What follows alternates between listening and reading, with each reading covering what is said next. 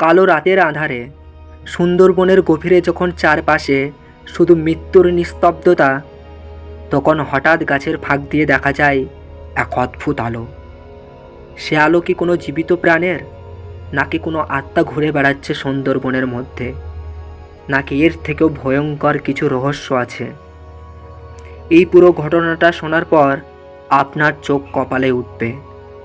সুন্দরবন বিশাল এক অরণ্য, যেখানে রোজ বাঘের ডাক, নদীর গর্জন আর কাঁকড়ার পায়ের শব্দে এক অদ্ভুত সঙ্গীত তৈরি করে। কিন্তু এই জঙ্গলে আরও কিছু আছে যেটা শুধু মানুষ বিশ্বাস করে না, যতক্ষণ না তার নিজের চোখে দেখে। স্থানীয় জেলেরা প্রায় এমন রহস্যময় আলোর কথা বলেন। একবার 2017 সালে জানুয়ারি মাসে এক রাতে স্থানীয় এক জেলে গোপাল মণ্ডল আর তার দলকে নিয়ে গিয়েছিল মাছ ধরতে। হঠাৎ গভীর রাতের নিস্তব্ধতায় তারা লক্ষ্য করল জঙ্গলের এক কোণ থেকে বেরিয়ে আসছে এক ফসফসালো নীলছে আলো। প্রথমে তারা ভেবেছিল হয়তো কোনো জেলে টর্চ জ্বালিয়ে কাজ করছে, কিন্তু যখন তারা কাছে গিয়ে দেখে তখন ভয়ে তাদের শিক দাঁড়া বেরিয়ে আসে। কোনো মানুষ নেই, কোনো নৌকা নেই, শুধু সেই আলো যেন বাতাসে ভেসে বেড়াচ্ছে। আর স্পষ্ট দেখল সে আলো কখনো ছোট হয়, কখনো বড় হয়, কখনো মাটি ছুঁয়ে চলে যায়, আবার কখনো কখনো আকাশের দিকে উড়ে যায়। আর আশ্চর্যের বিষয় হলো সে আলোর থেকে কোনো শব্দ বেরিয়ে আসে না। চলুন আর একটু গভীরে যাওয়া যাক। কিছু বৃদ্ধ জেলে বলেন সুন্দরবনের সেই আলো নাকি মৃত জেলেদের আত্মা।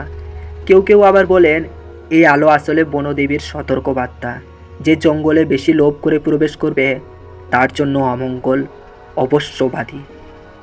বিজ্ঞানীরা যদি বলেন এটা মাছ গ্যাস বা জৈব গ্যাসের কারণে হতে পারে। পচা গাছপালা আর মৃত জীবের দেহ মিশে যখন গ্যাস তৈরি হয়, সেই গ্যাস বাতাসে জ্বলে ওঠে এমন আলো তৈরি করে।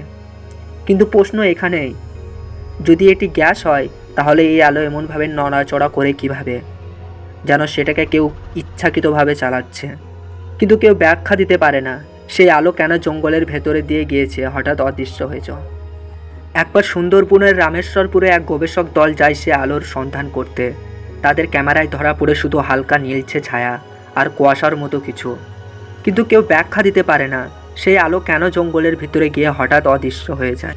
এখনও অনেক মানুষ রাতে সুন্দরবনে ঢোকার সাহস পায় না, কারণ তারা বিশ্বাস করে সেই আলো দেখা মানেই অমঙ্গল। এমন কেউ কেউ বলে সে আলো যে দেখে সে নাকি আর ফিরে আসে না। আর এখন বড় প্রশ্ন, আপনি যদি সুন্দরবনের অন্ধকারের জঙ্গলে এমন এক আলো দেখেন, তখন আপনি কি করবেন?